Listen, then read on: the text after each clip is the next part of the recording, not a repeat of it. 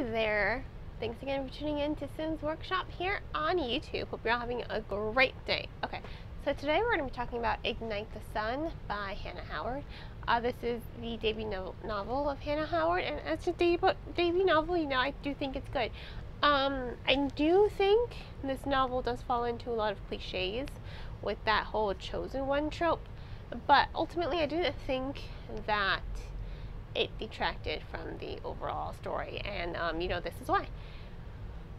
I like the progression of the story. I like this literal interpretation of light versus darkness, because the world is kind of shrouded in like darkness. It's like there's a shadow blocking out the sun.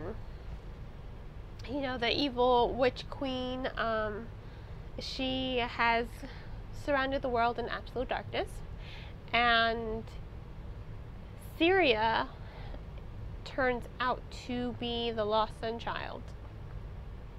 You know, she's the lost sun child. Not only that, she is the lost princess. You know, she's a fire nymph. And like I said, you know, that's kind of cliche. I think I would have liked it a little bit more if she hadn't been the princess, if she had just been a regular sun child, a surviving fire nymph that just kind of survived the massacre, because this queen does not like the sun. I can understand that. I live in Florida. I'm not a fan of the sun. I wear sunblock all the time, and I try not to go out. So I kind of related a little bit more to this evil witch than I did to Syria. Just because I'm not a sunny person. I'm someone who likes rainy days and cloudy skies and snow and fall, and the night. I'm all about the moon. I love the moon. So I related way more to the evil witch queen, doing this now kind of makes me laugh. When I first wrote my review, I didn't really laugh as I was writing it. When I recorded the podcast, I wasn't really laughing either, but I think it's funny now, because, you know, now that I'm thinking about it, I related a lot to her. She's evil, she's vindictive, she's not a good person. She's so wicked. It's great. But as for Syria, I found it a little hard to relate to her, because yes, you know, her world has been completely turned upside down. I'm gonna have to start I'm gonna have to hurry this up. My phone says it's dying. Oh boy. Oh boy. Let's see how quickly I can make this. So I didn't really relate to Syria, because her attitude from the beginning, she really acts kind of like a brat. I'm gonna say it. She acts like a brat. I will say this, you know, she does go on a really good journey. Syria does have great character development. You know, she finds the strength inside of herself to be what the people need her to be. Because at first she's just like, I can't do this, I can't do this. She's like, you've got the wrong girl, I can't do this. She acts like her pain is like the only one that's important. But as she's going on this journey, she realizes, you know, there are a lot of other people that are suffering because of this evil witch. A lot of other people, and you know, she kind of realizes that this is bigger than her, and she needs to step it up to the plate. I will say this: that water nymph, I love her. At first, you know, her attitude was kind of like standoffish. I didn't really understand it, but as we got to know Syria more, I totally understood it. Because this girl is just like, she slaps her. She's like, this is bigger than you. Get over it yourself. And I love that about her, because I've never really seen that in a story.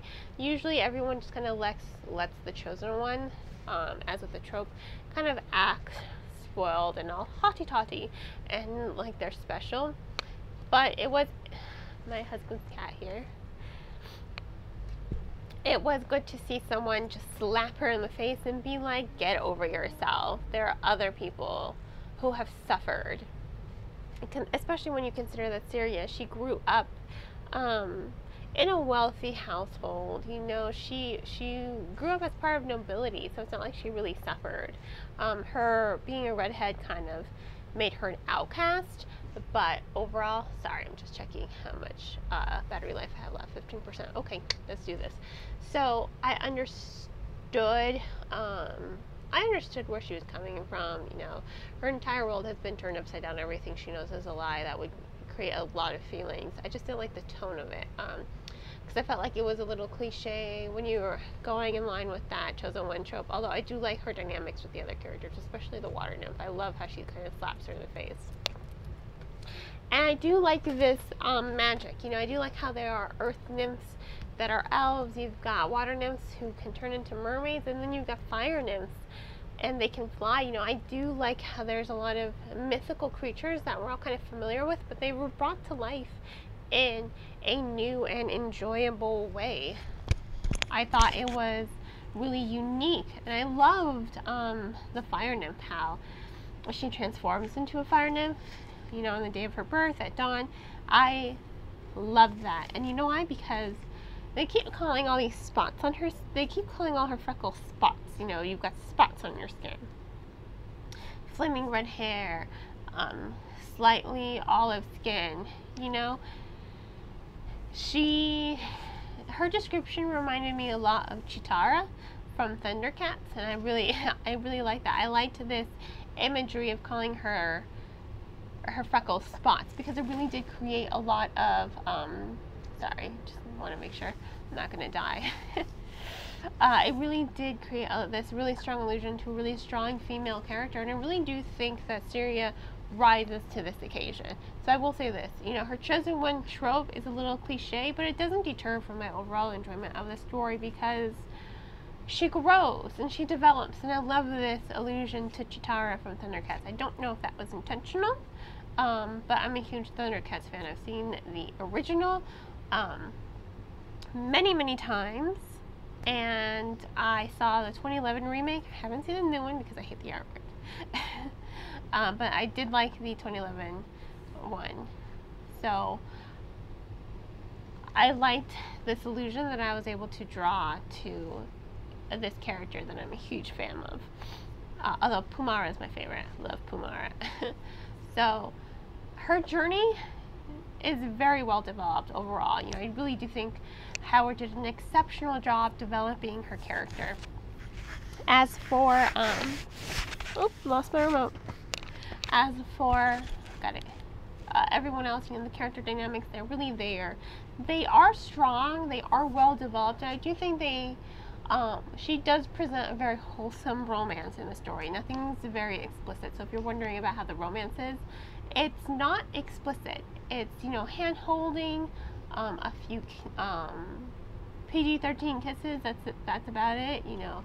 So I do like this whole wholesomeness, you know, so that does make it very age-appropriate for a lot of young audiences, and for a lot of people who want to read stories that don't get so explicit. You know, I think a lot of times lately we read a lot of there are a lot of young adult novels that tend to, you know, go a little too explicit. So I do like that this novel was very wholesome as far as the romance. I do think it's developed well. I do like the strong connection between the two characters. And once again, I do like the magic. I love how you have the nymphs, but you also have mages, and you also have witches. You know, the witches are the evil ones. They steal their magic, and when they steal it, it becomes absolutely corrupted. The queen stole her magic from a sun child, so what happens? She blocks out the sun. You know, everything about her is kind of warped, and I think that was really cool. And the development of the story, the pacing, it rises steadily along with the character development, so I do think it flows at a very steady pace. Was I able to put it down? Yes. It didn't have me completely hooked, probably because Syria initially just didn't grab me as a character. But as much as I hate some cliches, once again, I don't think they detracted from the story. I think the cliches worked in favor of the story in order to give it a really good, steady foundation for the author to jump off of. And, you know, the author did jump off of them. She took her own unique direction with how she was telling the story and creating and bringing about these fantastical creatures. So I ultimately did enjoy that. I really did think it was unique and well thought out, and I loved it. You know, I really did like it a lot. And I loved the dichotomy. I loved the literal representation of light versus darkness. I think we see a lot of light versus darkness, you know, as far as an allegory goes, you know, good versus evil. But this is literal. It is literally sunlight against darkness. So I did like that. You know, I did think it was something unique and something fresh to bring to the story. Now, this was Ignite the Sun by Hanna Howard. I'm going to give it 3.5 stars. Just because it didn't grip me as much as I would have liked. I thought it was an interesting premise. I do like the overall development of the story and the overall characterization of it. I just think some of those cliches, while they do give the story a good footing, I think the author, she clearly has talent. I think she could have brought to life the story in a different way, without relying so much on these cliches. But again, they didn't detract from the story, so 3.5 stars. If you want to go ahead and purchase the book, there will be a link in the description below to purchase the book. If money is tight, which I know for a lot of us it is, myself included, go ahead and check out the book from your local library. Libraries are a great resource for the community and deserve our support. And please don't forget to support me by liking this video and subscribing to my channel. Excuse me. I hope you all have a great rest of your day, and as always, happy reading.